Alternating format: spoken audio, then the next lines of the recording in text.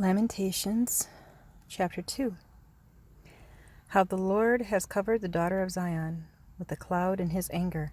He cast down from heaven to the earth the beauty of Israel, and did not remember his footstool in the day of his anger.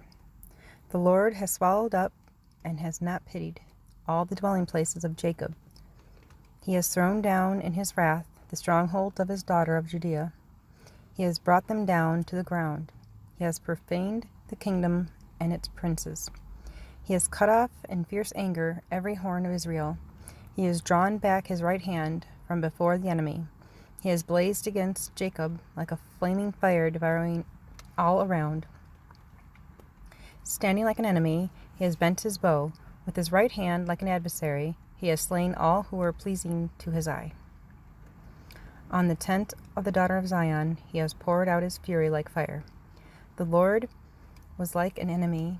He has swallowed up Israel. He has swallowed up all her palaces. He has destroyed her stronghold, and has increased mourning and lamentation in the daughter of Judah.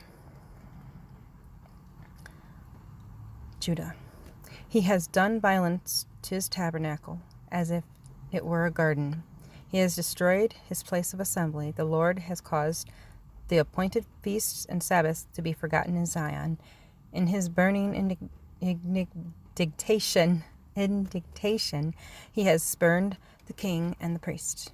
The Lord has spurned his altar. He has abandoned his sanctuary. He has given up the walls of her palaces into the hand of the enemy.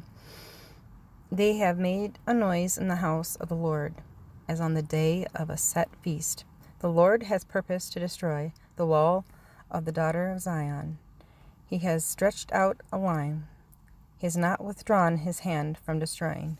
Therefore he has caused the rampart and wall to lament. They languished together. Her gates have sunk into the ground. He has destroyed and broken her bars. Her king and her princes are among the nations. The law is no more, and her prophets find no vision from the Lord. The elders of the daughters of Zion sit on the ground and keep in silence. They throw dust on their heads and gird themselves with sackcloth.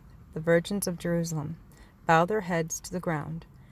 My eyes fail with tears. My heart is troubled.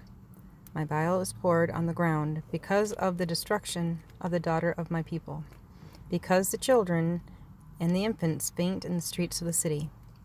They say to their mothers, "Where is grain and wine?" as they swoon like the wounded in the streets of the city, as their life is poured out in their mother's bosom. How shall I counsel you? To what shall I liken you, O daughter of Jerusalem? What shall I compare with you, that I may comfort you, O virgin daughter of Zion? Your ruin is spread wide as the sea. Who can heal you? Your prophets have seen for you false and deceptive visions. They have not uncovered your iniquity to bring back your captives, but have envisioned you for false prophecies and delusions.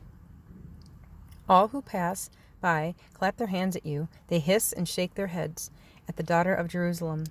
Is this the city that is called the perfection of beauty, the joy of the whole earth? All your enemies have opened their mouth against you. They hiss and gnash their teeth. They say, "We have swallowed her up. Surely this is the day we have waited for. We have found it, and we have seen it. The Lord has done what he purposed. He has fulfilled his word, which he commanded in the days of old. He has thrown down and has not pitied, and he has caused an enemy to rejoice over you. He has exalted the horn of your adversaries. Their heart cried out to the Lord, O wall of the daughter of Zion. Let tears run down like a river day and night. Give yourself no relief. Give your eyes no rest. Arise, cry out in the night at the beginning of the watches. Pour out your heart like water before the face of the Lord. Lift your hands toward him for the life of your young children, who faint from hunger at the head of every street.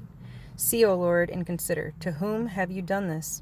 Should the women eat their offspring, the children they have cuddled? Should the priests and prophets be slain in the sanctuary of the Lord? Young and old lie on the ground in the streets.